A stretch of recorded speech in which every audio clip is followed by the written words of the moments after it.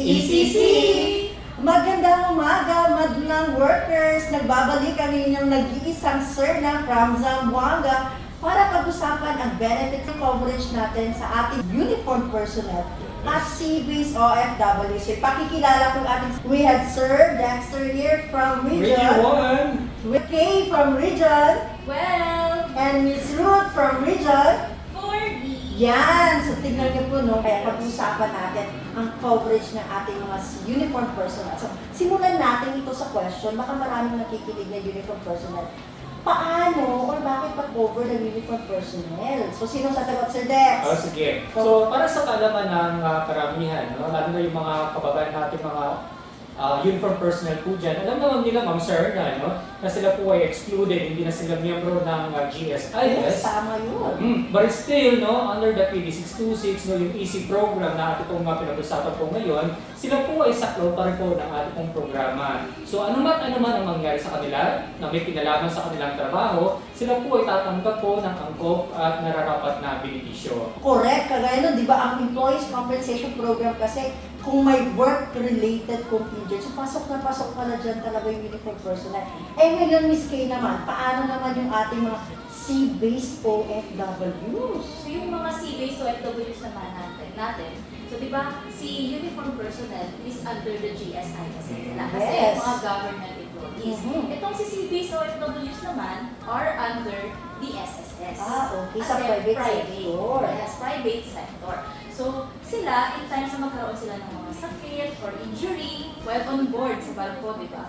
So, pwede silang mag-file for employees compensation benefit sa SSS. So, sa tulong naman ng kanilang mga private. Mga uniform personnel at saka yung other. Eh, paano naman yung contribution? Siyempre, meron yung mga contribution ng ECP. So, paano at magkano itong binabayaran nila? Para aware naman sila, no? May deductions ba to? Yes po, no? Sa coverage po natin, employer-based contribution po tayo. So, ang nagbabayad po niyan ay ang ating mga employer. So, usually, hindi natin yan nakikita sa mga payslip. Pag ikay nasa private, 10 peso or 30 pesos ang binabayad ng employer. Pag sa gobyerno naman po, 100 peso per month. Etong masisilang usapan. Okay. So, bilang uniform personnel at saka sea-based o FW, kailangan ko pwede mag-file. Siyempre, sa mga may jowa dyan ng mga uniform personnel, interesting yan, no? Kailangan pangalagaan natin ang ating mga mahal sa buhay. So, kailan na sila pwedeng mag-claim? So, pwede po mag-claim ang ating mga uniform personnels and sea-based OFWs. So, basta po work-related, no? Lagi po natin tandaan yung ating hashtag work-related sa ating sa ECC. Okay? So, basta po work-related na nangyari sa isang employee habang sa trabaho or dahil sa trabaho, kahit po papunta or pauwi galing trabaho, ay covered po siya ng ating EC benefits. Okay, work-related is the key. Paano naman yung mga ating mga magigiting na sundalo, kapulisan, na sumabak sa gera para protektahan ang ating peace and order? Ano naman paano nila ma-avail ang benefits natin? Okay. Pagpunta nila sa GSIS, dinawin nila kaagad na sila ay mag-file ng EC claim para hindi po magkaroon ng problema. EC claim ang kanila kung babanggitin po doon, okay? Itong ating mga uniform personnel, no, maganda nilinaw ni Sir Dexter na hindi kayo GSIS member, pero EC member kayo, kaya magpa-file kayo ng EC through GSIS. Kasi anong tawag natin sa they are our administrative agencies or partners. So yun po, no? Para mas maliwanag yun. Ngayon naman, pag magpa-file sila, okay, na-establish na work-related, ano naman pwedeng matanggap naman ng ating mga, pareho lang ba ito sa ating mga ibang members? Of course, kapag meron na po kayong approved, diba, na EC benefit from the SSS, so dagdag na lang natin yung isa nating program. Wow, ano yan? Yung programa natin under the Kagabay. Okay, Kagabay Kagabay program. program. Matulong at gabay sa manggagawang may kapansanan. Ano naman itong Kagabay program? Kung bigyan mo kami ng overview or ano ba itong binibigay natin under the Kagabay program? Yes, yung ating Kagabay program po, so sa word na gabay pala, so tutulungan natin sila na maka-avail ng ating mga benefits. Like po yung halimbawa, kailangan natin magpa-PT, so physical therapy or occupational therapy. So pwede po natin i-assist sila sakali na kailangan nila with regards to disabilities. And then kung may mga kailangan po silang like crutches, wheelchairs, mga ganyan, hearing aid, even hearing aid po, no, for their personal tawag may hearing problems. Yeah. So, yun. So, pwede natin silang mabigyan or ma-awardan po ng mga ganong Assistive klaseng devices. Yes, correct.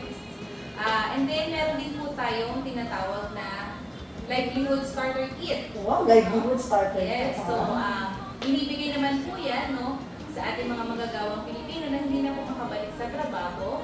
So, pwede po silang mag-start ng kanilang business. Mhm. Okay? So, right after naman po nun, meron din tayong tinatawag na complementary kit. So, aside from ating livelihood starter kit, meron tayong complementary starter, complementary kit na. Yan. So yan, maliwanag po ating mga madlang workers sa ECC. Hindi lang holistic. Meron pa tayong binibigyan na 3 years para po i-file natin yung ating mga claims. So, before tayo officially talaga mag-end, parang ayaw ko i-end itong ating usapan kasi napakagandang topic. Yes. Meron po ba kayong pwedeng isabi or final words sa ating mga viewers, no? Kasi hindi ito alam ng lahat, tama? Hindi ito alam ng lahat yung ating programa. So, Sir Dexter muna siguro panimula bilang nag-iisang male guest namin. Alright, sige. Bilang pangulit po na pananalita po, no, mula po sa Region 1, kami po, yung mga taga-ECC po ay handang tumabay, tumulong po para po sa inyo dahil ang ECC higit po sa benepisyo ang binibigay po namin serbisyo. And of course, wag po natin kalimutan na kahit meron po tayong mga benepisyo na makukuha dito sa Employees Compensation Program, dapat safe pa rin po tayo always. So yun po yung dapat natin i-prioritize every day. So, pwede po natin i-visit yung ating website na ecc.gov.ph. So, sa mga karagdagang impormasyon po, no? And then, meron po tayong directory, no? Kasi meron po tayong mga regional offices. So, may sarili-sarili po kami mga offices. And then, nandun po nakalagay yung address and our contact details. Also, our email, no? Kung halimbawa gusto niyo po mag-ask ng mga questions. So, bilang pamuli lamang po, no, ang ECC is always here to lend a helping hand. Yes. So, kung may katanungan kayo, just keep watching our weekly podcast po, no? Wherein we publish relevant and very timely na mga easy informations. And again, ating tandaan, Easy Talk with ECC. Bye-bye!